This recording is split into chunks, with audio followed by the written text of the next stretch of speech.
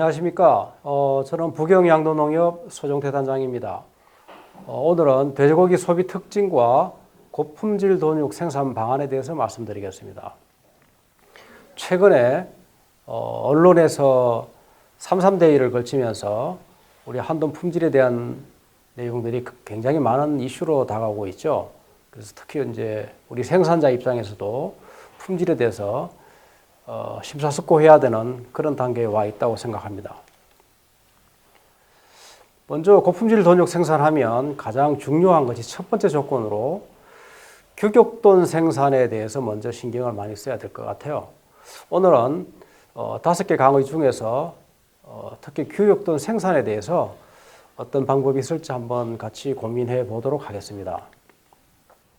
우리가 이제 도체 등급 기준이라는 것에 대해서 많은 생각을 가지고 있어요. 그러면 우리가 도체 등급을 잘 받으려고 하면 어떤 체중을 내야 될지, 그리고 도체 등급의 가장 중요한 항목 중에 하나가 등지방 두께인데 그 등지방 두께 편차를 좀 줄일 수 있는 방안은 없을지. 그러면서 또 하나 걱정되는 것은 이러한 것들에 대한 우리 집에서 쓰는 종돈의 능력은 어떠한지, 이런 것들에 대해서 많은 생각을 하게 될 것입니다. 자, 그럼 도체 등급과 우리가 보통 도체 등급을 이야기할 때 돈육 품질을 이야기를 합니다. 그런데 도체 등급과 소비자가 느끼는 돈육 품질 개념은 다소 많은 차이가 있죠. 먼저 그림을 보겠습니다. 좌측 그림을 보면 좌우측 그림 둘 다 도체 등급에서 1 플러스 등급에 해당되는 돼지고기 목살입니다. 뭐 사람에 따라 다르겠습니다만은 좌측에 있는 경우에 보면 건내 지방이 4 이상 되는 돼지고기입니다. 일반적으로 좌측에 있는 돼지고기를 고기가 참 맛있게 생겼다, 먹을 만하다, 이런 견해들이 굉장히 많죠. 물론 가끔 가다가 지방에 대해서 예민하신 분은 우측에 있는 돼지고기도 괜찮다고 말씀을 할 수가 있는데, 일반적으로 봤을 때 좌측에 굉장히 선호도가 높죠. 그런데 이게 분명히 눈으로 봤을 때는 차이가 있는데도 불구하고 도체 등급상에서는 같은 등급의 돼지를 제가 고기를 이렇게 나열을 한 것입니다. 그러면 도체 등급과 품질이 다르다는 생각을 많이 하게 되죠. 네. 오늘부터 시작해서 총 5강에 걸쳐서 이러한 문제들이 왜 발생이 되는지, 그리고 또 우리가 가야 할 방향은 무엇인지에 대해서 한번 같이 이야기해 보도록 하겠습니다. 자, 먼저 1 플러스 등급이라는 것에 대해서 한번 초점을 맞춰 보겠습니다. 우리가 1 플러스 등급에 대해서 예민해야 되는 이유 중에 하나는 1 플러스 등급의 돼지 출하를 하면 킬로그램당 돼지 단가를 잘 받을 수가 있죠. 네. 그 출하 체중이 생체로 봤을 때 약 107kg에서 120kg 내외로 출하했을 때 1 플러스 등급에 해당되는 생체 출하 체중이라고 할 수 있어요. 도체 체중으로 봤을 때는 약 84kg에서 92kg까지죠. 그런데 이 규격돈이라는 게 우리가 가장 신경 써야 될 게 뭔가 하면 1 플러스 등급인데, 1 플러스 등급은 그 앞에서 말씀드린 것처럼 생체 107에서 120kg 정도 출하했을 때 이야기입니다. 그러면 우리가 출하 체중 관리를 잘해서 생체 단계에서 107에서 120kg를 출하를 하면 1 플러스 등급이 잘 나오게 되어 있습니다.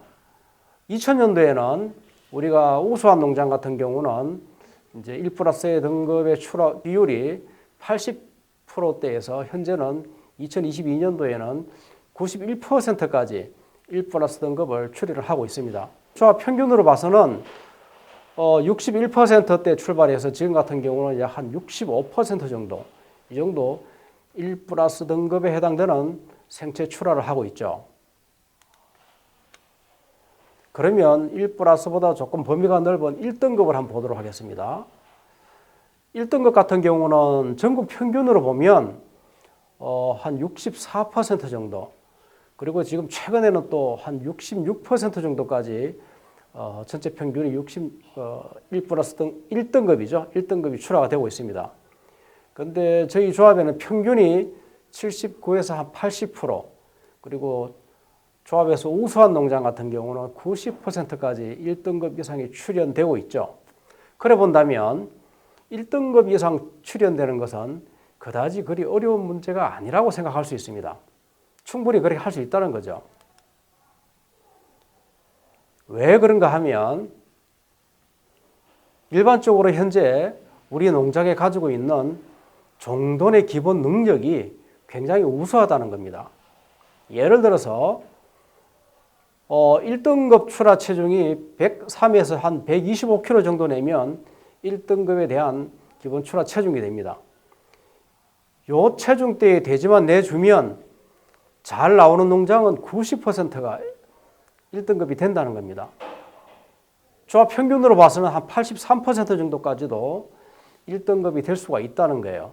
그런데 현재 우리나라 전체적으로는 63에서 66%밖에 1등급이 되지 않고 있습니다. 그 이유는 뭔가 하면 종돈이 문제이거나 사료가 문제이거나 이런 것보다도 출하 체중 관리에서 실패를 했기 때문에 그런 현상이 나온다는 겁니다.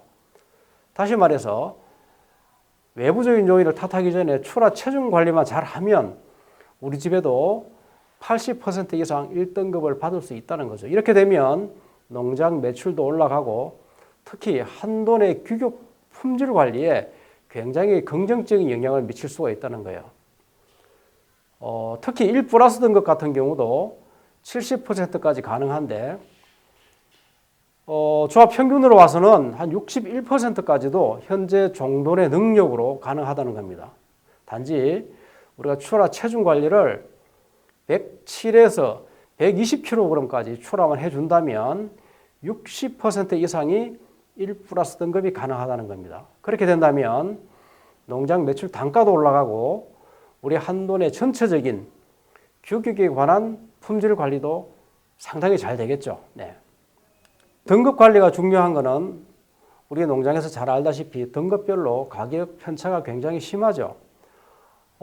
지금 그림에서 보여주는 것은 파란 선으로 되어 있는 것은 돼지 한 마리당 도매시장에 출하했을 때 매출액을 표시한 것입니다. 물론 그 평균 단가는 변하기 때문에 네모 박스에 있는 것처럼 등급별로 가격이 이제 정해졌다고 가정했을 때 우리는 출하했을 때 매출액만 가지고 보면은 돼지가 클수록 126kg까지 클수록 매출액이 올라가는 걸로 나타나 있습니다. 그런데 우리가 한 번 더 생각해 봐야 될 거는 돼지가 크면서 항상 사료를 섭취하게 되어 있습니다. 그 사료 섭취량을 계산을 해보면 아래 그래프는 그 사료를 먹은 값을 공제한 예상 매출액을 제가 그래프로 그려봤어요. 그래 본다 그러면 돼지를 120kg 이상을 키우면 매출액이 사실 더 올라가지 않는다는 걸 알 수가 있습니다. 근데 그 120kg 구간이 우리가 1 플러스 등급이 끝나는 구간이죠. 그래서 사료 가격을 공제한 그 매출액의 최대치가 어딘지를 한 번 더 검토해 보고 우리가 출하 체중 관리를 하는 게 가장 바람직한 농장 경영이라고 할 수가 있겠습니다.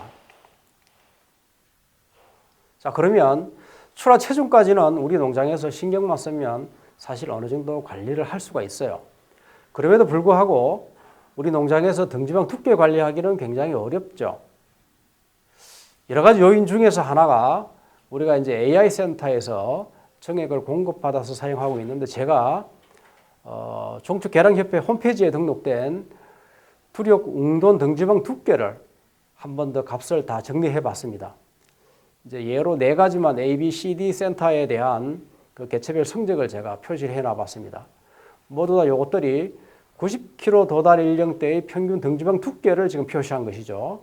그래 보면 그 센터별로 등지방 편차가 굉장히 많이 나고 개체별로 매우 다양하다는 걸 알 수 있습니다. 이러한 다양성 때문에 우리 농장에서 같은 출하 체중의 돼지를 가져도 등지방 두께 편차가 나는 큰 요인 중에 하나라고 할 수 있죠. 그런데 이 센터에 대해서 우리가 정액을 주문을 할 때 우리 집에는 등지방 두께 몇 미리만 주세요 해도 실제 이렇게 관리하기 굉장히 어렵습니다. 환경적인 요인과 또 앞에서 보신 것처럼 AI 센터의 개체별 등지방 두께 편차 이런 것으로 인해서 이제 비육돈의 등지방 두께 편차가 많이 나게 되어 있습니다. 요거는 우리 북영양돈 비육돈 약 22만 두 데이터를 제가 한번 분석해 봤습니다. 보시는 것처럼 초록색의 중간 지점에 적정 등지방 두께가 많이 나타나죠. 그럼에도 불구하고 우측에 있는 붉은 점 안에 있는 거 보면 등지방 두께가 거의 30mm, 27mm 이상 이런 대지들도 많이 나타납니다. 이제 돈적 품질이 다르게 되죠. 반면에 좌측에 있는 등지방 두께가 너무 얇아서 등급이 되지 않거나 돈적 품질이 떨어지는 그런 개체들도 많이 나타나고 있죠. 그러면 좌우측에 있는 것처럼 등지방이 너무 얇거나 또 너무 두꺼워서 문제가 되는 이런 개체를 좀 줄일 수 있는 방법이 없을까 이렇게 우리가 생각해 볼 만합니다. 자, 요 그래프는 맨 아래쪽에 있는 거는 숫돼지에 대한 등지방 두께를 그래프로 나타낸 것이고 그 중간께 암돼지, 맨 위에가 거세돼지 등지방 두께를 체중대별로 어떻게 흘러가는지를 평균을 그려본 것입니다. 전체적으로 봤을 때 물론 이제 숫돼지는 이제 거세 불량이라고 볼 수가 있겠죠. 근데 그게 거세를 하게 되면 암돼지보다 등지방 두께가 더 벌쭉 올라가게 되죠. 근데 전체적으로 봤을 때 거세돼지 같은 경우 등지방 두께가 한 2mm 정도 내려오면 적당하겠다 이런 생각이 들죠. 그래 되면 중간에 있는 암돼지 등지방 두께가 또 2mm 내려오니까 또 등지방이 더 얇아질 수가 있어요. 대략 한 1.5mm 정도 등지방이 내려오면 바람직하지 않겠느냐 이런 생각들이 들죠. 그러한 방법 중에 하나로서 우리 AI 센터의 정액이 통일된다면 규격화된다면 가능하지 않을까 이런 생각을 하게 되죠. 그래서 이런 생각을 해봤습니다. 현재 이 그래프는 등지방이 두꺼운 농장과 얇은 농장 평균 등지방 두께를 표시한 것입니다. 저희 조합에 약 120개 정도 거래 농장이 있는데 그 중에서 80에서 82kg 도체 성적이죠. 그 사이에서 등지방이 제일 얇은 농장 그리고 등지방이 제일 두꺼운 농장 각각 5개 농장의 평균 등지방 두께를 그래프로 그린 것입니다. 잘 보시면 81kg 정도가 되면 생체중이 한 105kg 정도 됩니다.